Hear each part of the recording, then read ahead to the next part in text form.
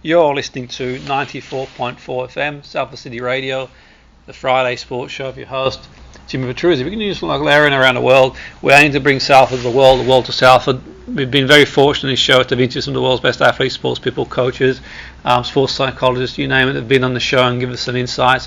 We also have a segment where we speak to some of the most influential people in the field of psychology and related fields who give us an insight into a broad range of areas in psychology, which is really, really fascinating. We also do book reviews, and we've been very fortunate in this show to have some very, very fascinating guests.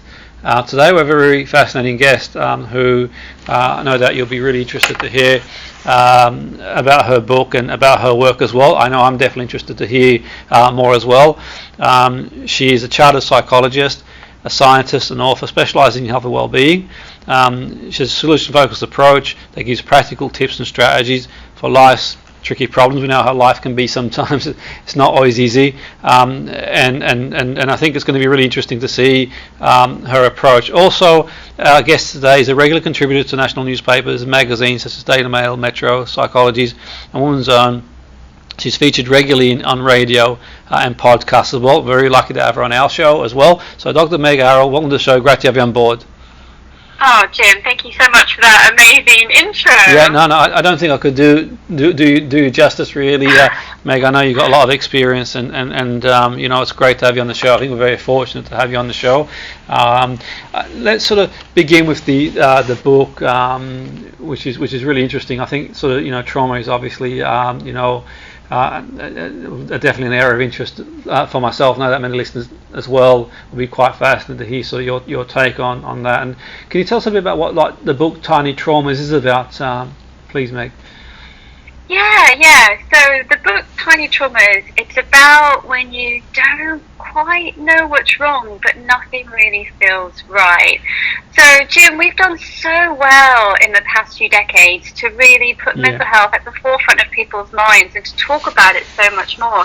And that includes trauma. But naturally, we actually tend to look at the most severe types of trauma and mental health cases when we first start exploring any field of scientific discovery and also practice. But we've moved on a little bit, and actually quite a few people sadly do experience the big T traumas, the big T's of what we think about, the death of a parent as a young child, living in a war zone, those things that we know have a substantial impact on people's both mental and physical functioning throughout life. Of course, it doesn't mean that we can't intervene in those cases, but actually people experience a full spectrum of traumatic events too. So we have life events, so some of us will get divorced, but also, I mean, marriage itself is actually even included in the life event scale. And those can build up, but there are even more types of small t, or what I call tiny t trauma. So that means the t in trauma is lowercase as opposed to the big T in those major events. And these are things like daily microaggressions. They're things like toxic positivity, toxic masculinity. There are things that happen on a much more regular, frequent basis that build up over time. So I call these tiny traumas, these tiny T traumas, that psychological and emotional sludge. Because we often experience what I call reverse misery trumps, where we think, well, you know what, someone's got it much worse than I have, so I'm not going to voice this concern and I'm not going to talk about it. We push these things under the rug. We don't develop coping strategies for them. And so what happens, and what I see in my practice, is I see people who say, look, I know that I'm not functioning at the top of my game, but I cannot put my finger on what happens. I don't have this big T trauma in my life, and I don't know why I don't feel okay. And when we look at this cumulative tiny T trauma, it starts to actually make sense. Absolutely. And I mean, please can you give us an example, Meg, of how something small might impact, like, I know you kind of sort of like alluded to some of the things, sort of the tiny traumas, but if you give us an example, say, of how that might impact, say, we have a lot of people who play sport, for example, they're probably sort of like, you know, tuning in now thinking, you know, how it might help someone who plays sport. Is there sort of any sort of thoughts in that area, how it might sort of... So I definitely believe that tiny T trauma can impact participation in sport and fitness and well-being sort of practices as well, all of these things. So I know myself personally, when I was at school, I actually grew up in the States. So I was born in Florida. I spent my years in Arizona until I was 11, and then we moved to the UK. And I remember PE in the UK was so very different, and actually I was pretty terrified. One, because it was like very, very cold, but actually it was hard moving home, and I just didn't know how to play hockey, for example. That wasn't a sport that I played in America. We played volleyball. We played completely different sports, and because I felt so out of my depth, and there was some low-grade sort of teasing stroke bullying there, that actually it really put me off. It put me off for a very long period of time participating in sport. So that's an example of how something that we could just be like, oh, you know, pull your socks up, you know. It impacts on us fundamentally and can go on to affect our behaviours, and that's the really important thing. Because what I see in clinic, and what really led me to write the book, along with reviewing the research, was that what happens is we can develop maladaptive behavioural patterns. So not engaging in exercise because you've experienced cumulatively these tiny T traumas would be an example of that. Yeah, that's a really interesting example, Meg. I'm sort of reflecting on that. That could be, I suppose, anyone ranging from maybe, you know, going to the gym because they've got a perception of what it's going to be like, or maybe sort of enrolling, you know, in say a yoga class, thinking that, you know, it's going to be a certain way. So I can sort of see that across a broad area, really, these sort of, you know, the things that impact people, we might not even notice it, that are so subtle, but it does affect. Exactly. And that's exactly the way tiny T's operate. So on top of that, if you think about the social media that we have, and how in particular sport and fitness is portrayed. So take the yoga example. Now, the people that you see on social media, often they are just experts. They're yogis. Do you know what I mean? They can, and it can really, really be a barrier for the people to think, I'm nowhere near that. I don't imagine myself to ever get to that stage. So I'm just not going to start. I'm just not going to start because it looks too impossible for me. Whereas realistically, you know, that takes time, and it should be a lot more about the process than that kind of destination. Definitely. It's interesting you say, Meg, because I mean, for many years I've sort of like suggested people, if they can, do yoga, the benefits of yoga, for example. But I sort of reflect back, you know, back in the day type thing, where it was a completely different environment to what it is now. I think, you know, not everywhere. I mean, I'm not going to generalize and say everywhere is that sort of in terms of yoga, but you know, back in the day, you know, you could turn up and it wouldn't really matter what you were wearing, the latest fashion or whatever. But obviously now, kind of like you said, with social media, you know, it's kind of gathered pace, and it's a good thing in a way because it gets more exposure, people know more about it, but equally it can be intimidating for some people. Now, I've certainly sort of, when I've suggested people go do yoga, sometimes I get people coming back saying they've gone to a class and they just felt a bit sort of intimidated by sort of like, you know, people kind of wearing the latest things and being able to do things that, you know, that they don't perceive they can do. Is that kind of like, does that fit into that sort of tiny trauma type thing where they might not go back again because they think, you know, well, I don't, rather than maybe look for a class that's right for them, they might think, you know, well, this is not really for me type thing and not go back? Exactly, because tiny trauma, the way it works is this build-up of tiny T's. So they may have had, say, a negative experience at school, and then build up the courage to go to a class or go to the gym, and it compounds that negative view of that activity. And so, again, it will be preventative in terms of that health behaviour.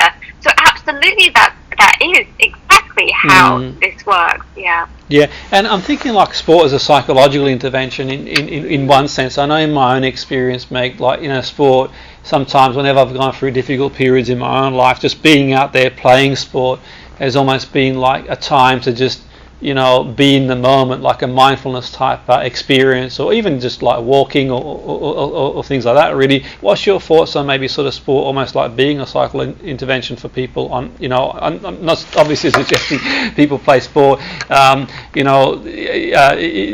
if obviously they've got any injuries or maybe they're seeing a clinician that suggests otherwise, but generally speaking, can sport be sort of like almost like an intervention for people, do you think?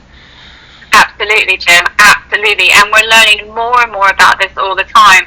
And you know how psychological research works. It seems quite obvious. And most people say, well, of course it makes you feel better. But we do know from really robust research studies that even short bursts of physical activity are as effective for mild and moderate depression as antidepressants.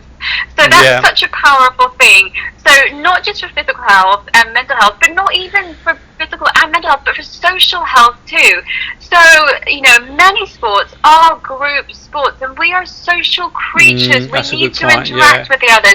But you don't have to do a social competitive sports like that. You can do an individual sport, and like you say, with mindfulness, running. Now, I absolutely would say I was not a natural runner. I got into running recently, and it really is a meditative practice, and you can use it as that type of mindfulness and that sense of being in the moment, because we're so plugged in. We're so plugged in these days that to be able to do something physical, to get out of the house, get out of the office, if you can, to get in the natural world, to do it outside as well, has an added benefit. Absolutely, sport and fitness can be a type of psychological intervention, and we have a huge amount of research and evidence for that. No, brilliant. And what are your thoughts if someone is, say, not feeling okay, in the sense that obviously it's difficult to give anyone advice if people aren't feeling well. The best place to go is sort of the GP or seek a clinician type thing. But just generally speaking, in terms of, say, like you've mentioned, if it's kind of like just generally, maybe it's sort of they're just generally not feeling that sort of 100% type thing, but they're not quite sure what to do. What are your sort of thoughts on that, Meg? Absolutely, because there's this huge grey area between mental illness and mental health conditions and mental wellness and mental fitness.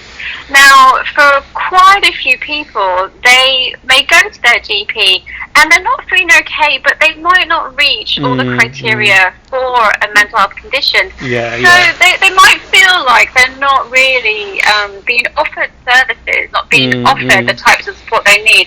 But we can do so much for ourselves. So I developed a AAA process, and the first A is awareness. So to create some awareness around what you are feeling is really important, but also what tiny T's you might have experienced and big T and major life events, because they all work together in this constellation that is you.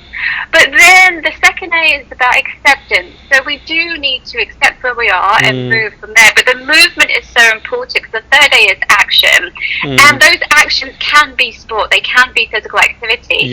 But for someone who's not feeling okay, and perhaps, to use your example, has tried in the past, has actually tried that yoga class and felt really intimidated, or tried something else and now feels even more put off by sport, I would say take it literally step by step. Absolutely. So start with just a walk in nature, and I really am passionate about being in the outdoors for 5-10 minutes a day, and just work up and find something that experiment, have fun with it, but find something that you have fun with. Absolutely. For me, I like dance. I'm not particularly good at it, but it gets my body moving, and I'm not going to be on Strictly or anything, but actually it builds up a bit of a sweat, gets my heart pumping.